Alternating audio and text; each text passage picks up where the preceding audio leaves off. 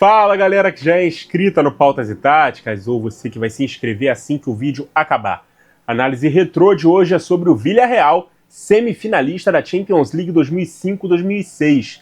Um time que surpreendeu na melhor campanha de sua história na maior competição de clubes do mundo, recentemente igualada na temporada 21-22, mas com um time talvez até mais bem dotado de talento. E vamos ver isso quando dermos uma olhada nas peças. E um último detalhe, era a primeira edição de Liga dos Campeões da história do Submarino Amarelo. Então já deixa aí o seu like, sua inscrição, hype se possível, compartilhem o conteúdo, deixa o feedback de vocês nos comentários, né? E também navegue pelo nosso canal para conferir mais do nosso conteúdo, beleza?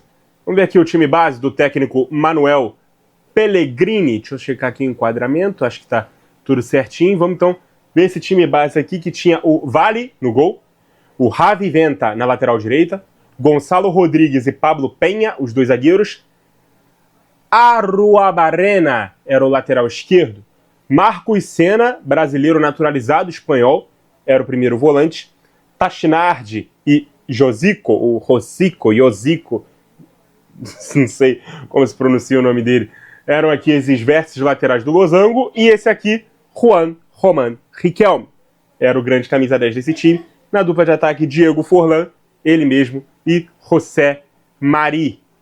Esse elenco também tinha reservas importantes como o goleiro Sebastián Vieira, o reserva imediato da zaga era o Kiki Alvarez, o meia que também podia jogar como ponta direita quando o Pellegrini abria mão do losango era o Cani, o lateral esquerdo argentino, que também podia jogar mais à frente no meio, era o Juan Pablo Sorin, o meio atacante Antônio Guaire e o centroavante que até revezava bastante ali com o José Mari no time titular, que era o Guillermo Franco. O time jogava num 4-3-1-2, né, com o meio-campo em losango, que potencializava muito, né, o seu engante argentino, que todo mundo sabe aqui, né, quem conhece aqui o nosso canal há mais tempo, sabe que eu sou muito fã de Riquelme. Talvez por isso eu tenha escolhido esse time. Provavelmente, possivelmente, com certeza. A linha de 4 defensiva era muito compacta, né, pouco exposta, e sempre contava com a proteção do Marcos Senna, que era aquele volante mais marcador, mas que também tinha muita qualidade ali para a distribuição do passe.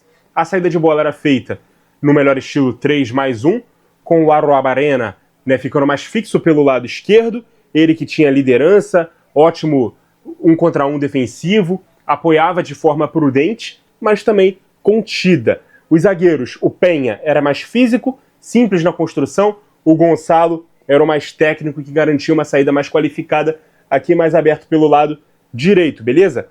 O Javi tinha mais permissão para subir para o ataque como esse lateral aqui, né, que se mandava. Mais à frente no meio campo, como dissemos, o Marcos Senna, brasileiro naturalizado espanhol, um dos grandes ídolos da história do Villarreal, era o pêndulo, né, desse time, jogador mais regular daquela campanha, além de fornecer proteção à defesa, ir bem nas coberturas e ser o elo entre a defesa e as peças mais ofensivas, ele controlava o ritmo de jogo. Também tinha um bom chute ali de média e longa distância, então era aqui o grande coração desse time. Praticamente todas as jogadas passavam por ele, beleza?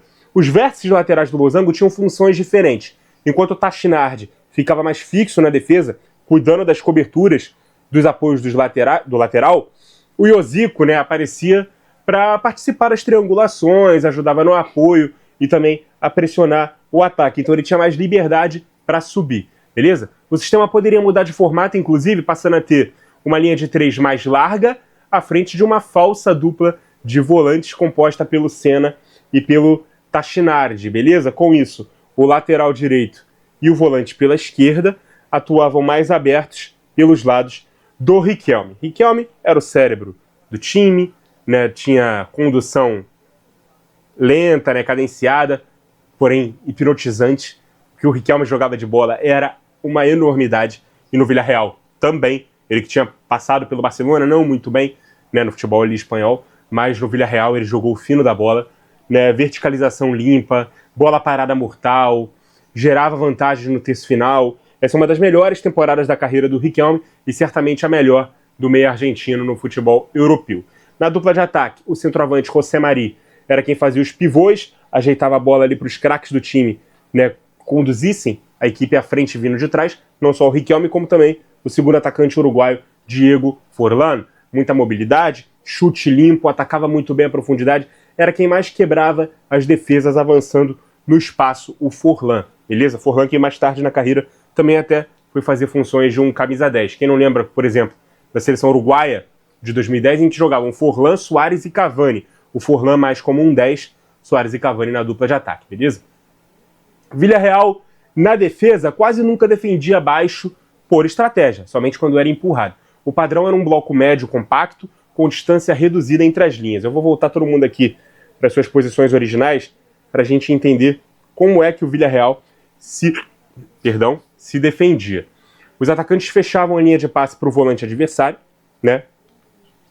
O objetivo aqui era encurtar o campo de jogo para o Riquelme, que defendia pouco, mas precisava de uma estrutura que reduzisse sua zona de responsabilidade. Então, a saída do losango ofensivo inevitavelmente virava um 4-3-2-1 quando o time se defendia. O Senna formava dupla ou com o Josico ou com o Tachinardi na segunda linha, né? Os meias laterais não abriam muito, o time defendia por dentro, não por fora, mas um deles podia fechar os espaços na frente do lateral que estava sendo atacado ali, beleza? O Riquelme dava combate no lado oposto da bola, mas sem compor ali uma segunda linha de 4. No lugar disso, o Forlán é quem recuava, né, da dupla de ataque para uma falsa dupla de meias ali na frente dos volantes, beleza? Então assim se defendia o Villarreal. Esse funil aqui, ó, na defesa, essa proteção aqui mais por dentro, com pelo menos 6 jogadores no corredor central, protegia muito a defesa, forçava cruzamentos e bolas longas, aqui sempre defendia de qual lado era atacado. Aqui eu estou dando um exemplo de um ataque pelo lado direito, o ataque pelo lado esquerdo poderia ter essa basculação, o Riquelme do lado sempre oposto onde está a bola e o Forlán do lado da bola recuando aqui da dupla de ataque, beleza? Então o time tinha como prioridade proteger o centro e forçar as jogadas mais pelos lados. Assim o Villarreal jogava, assim ele se defendia. A campanha do Submarino Amarelo na Champions 2005-2006 foi a seguinte, né? Entrou na competição na última rodada de playoff, pré-fase de grupos, venceu os 2 jogos contra o Everton da Inglaterra por 2-1, e aí sim se classifica para a fase de grupos. O time liderou a chave que teve o Manchester United como lanterna, inclusive foram 3 empates nos 3 primeiros jogos, 0-0 com os Red Devils, 0-0 também com o Lille da França e 1-1 com o Benfica de Portugal. Fora de casa, o time venceu os portugueses por 1-0, voltou a empatar sem gols com os ingleses e derrotou os franceses em casa também pelo placar mínimo. Foram 10 pontos conquistados, 4 empates e 2 vitórias em 6 jogos. Apenas 3 gols marcados e só 1 sofrido. O Benfica avançou na segunda posição com 8 pontos. Nas oitavas, o adversário foi o Rangers, da Escócia. Fora de casa, empate em 2-2. Na Espanha, nova igualdade por 1-1. O time de Pellegrini avançou com o critério do gol como visitante. Nas quartas de final, a Inter de Milão foi a vítima da vez. Na Itália, derrota por 2-1. Em casa, vitória por 1-0. Mais uma vez o golzinho fora salvou os comandados de Pellegrini. E aí nas semifinais o rival foi o Arsenal de Thierry Henry e companhia. A ida em Londres, inclusive, teve vitória dos mandantes por 1-0 e a volta no Madrigal teve um pênalti marcado ali no finzinho da partida. Riquelme na bola e Lehmann fez a defesa. O estádio ficou perplexo, assim como o próprio Riquelme, que sequer correu ali por um eventual rebote, porque ele sabia que ali o sonho acabava. Mas a relação, inclusive, do próprio Riquelme ficou meio estremecida internamente, mas a torcida continuou amando, né, ele. Ele, inclusive, ainda diz que só tem 2 clubes que ele continua acompanhando e torcendo. O Boca Juniors, onde hoje ele, inclusive, é até presidente, né, da equipe, considerado o maior ídolo da história, e o próprio Villarreal. Mas com a diretoria, até com o técnico Manuel Pellegrini, né, que apesar de tudo reconheceu que o que ele jogou pelo Villarreal é muito difícil de repetir, a relação ficou meio estranha. Meses depois ele acabou inclusive sendo emprestado para o Boca por 6 meses, conquistou a Libertadores da América e ao retornar ficou afastado pelo Villarreal, o que o fez pedir para ser negociado em definitivo novamente com o Boca, aceitando até mesmo reduzir o seu salário. Em janeiro de 2008 ele estava de volta ao clube chinês.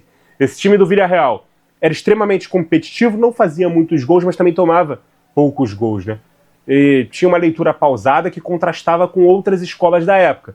é um dos times mais organizados defensivamente daquele período, apesar da narrativa girar quase sempre em torno do Riquelme.